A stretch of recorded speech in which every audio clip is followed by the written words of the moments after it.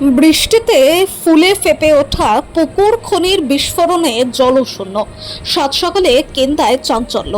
2 থেকে 3 দিনের দফায় দফায় বৃষ্টিতে জলমগ্ন শিল্পাঞ্চলের খাল, বিল, নদী, নালা সমস্ত কিছুই।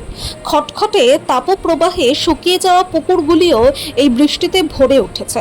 তেমনি বৃষ্টিতে ফুলে ফেপে ওঠা একটি পুকুর খোলা মুখ খনির বিস্ফোরণের জেরে নিমেষে জলশূন্য হয়ে পড়ল, যাকে ঘিরে রবিবার সাত সকালে চাঞ্চল্য ছড়িয়ে পড়ল জামুরিয়ার কেন্দা এলাকায়।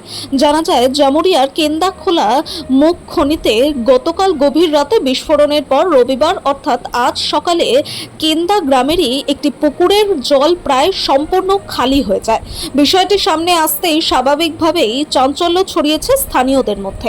স্থানীয় বাসিন্দাদের অভিযোগ, বিস্ফোরণের জেরে পুকুরের বাঁধের একাংশ ভেঙে যায়, ফলে পুকুরের জল দ্রুত খোলা মুখ খনির দিকে নেমে যায় এবং সকাল হতে না হতেই পুকুরটি প্রায় জলশূন্য হয়ে পড়ে। সকালে এলাকাবাসী ঘটনাটি দেখতে পেয়ে উদ্বেগ প্রকাশ করেন। তাদের দাবি, ওই পুকুরের জল দীর্ঘদিন ধরে বিভিন্ন গৃহস্থালির কাজ, পশুপালন এবং অন্যান্য প্রয়োজনে ব্যবহৃত হতো। হঠাৎ করে জলশূন্য হয়ে পড়ায় সাধারণ মানুষ সমস্যার মুখে পড়েছেন।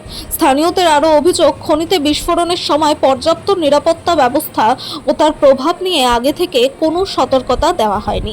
এই ঘটনার পর খনি কর্তৃপক্ষের ভূমিকা নিয়েও প্রশ্ন উঠতে শুরু করেছে। এলাকাবাসীর দাবি, ঘটনার নিরপেক্ষ তদন্ত করে ক্ষয়ক্ষতির মূল্যায়ন এবং দ্রুত প্রয়োজনীয় ব্যবস্থা গ্রহণ করা হোক। তবে এই ঘটনায় খনি কর্তৃপক্ষের পক্ষ থেকে এখনো পর্যন্ত কোনো আনুষ্ঠানিক প্রতিক্রিয়া পাওয়া যায়নি। প্রশাসনের তরফেও বিষয়টি খতিয়ে দেখা হচ্ছে বলে স্থানীয় সূত্রে জানা গেছে।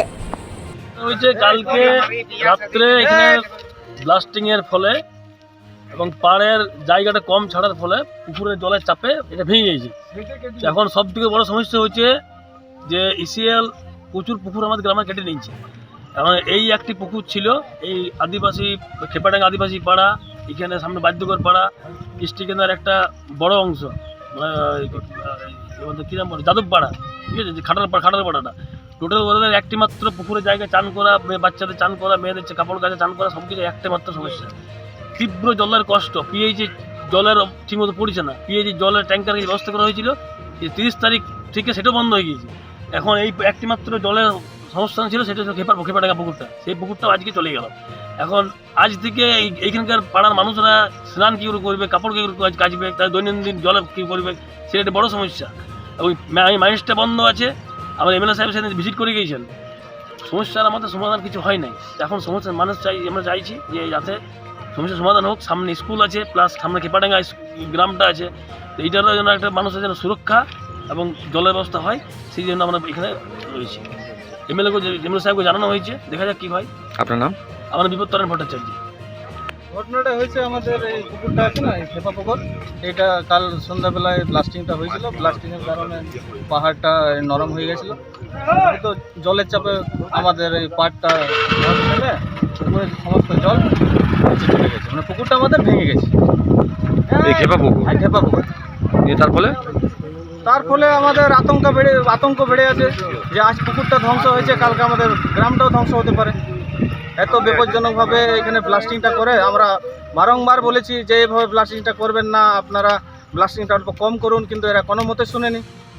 বাধ্য হয়ে আমরা আজ মাইন্সটাকে আমরা একটু স্তব্ধ করেছি। ইসিএলের কাছে কি ডিমান্ড আছে আপনাদের? ইসিএলের কাছে এখন আপাতত ডিমান্ড আছে পুকুরটা যেমন ছিল সেইভাবে নির্মাণ করা হোক।